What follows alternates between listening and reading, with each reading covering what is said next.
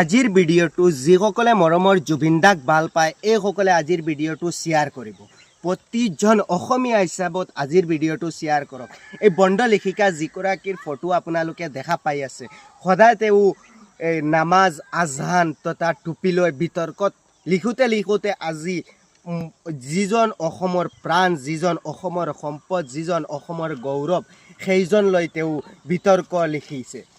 চিন্তা কৰক আপোনালোকে এইজন কিমান ওপৰলৈ গৈ আছে, লিখি তেওঁৰ জিভাখন কলৈ গৈ আছে।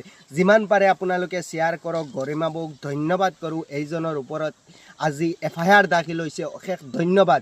এইজন অতি সোনকালে আটক হ'ব লাগে। যিমান পাৰে আজিৰ ভিডিঅ'টো শ্বেয়াৰ কৰিব আপোনালোকে।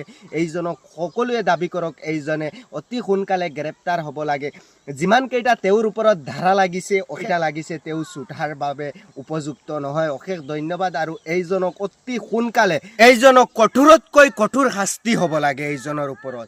যিজন অসমৰ হিয়াৰমণি, সেইজনক লৈ তেওঁ লিখাৰ সাহস ক'ত পালে, এই কথাটো ওলাই আহিব লাগে।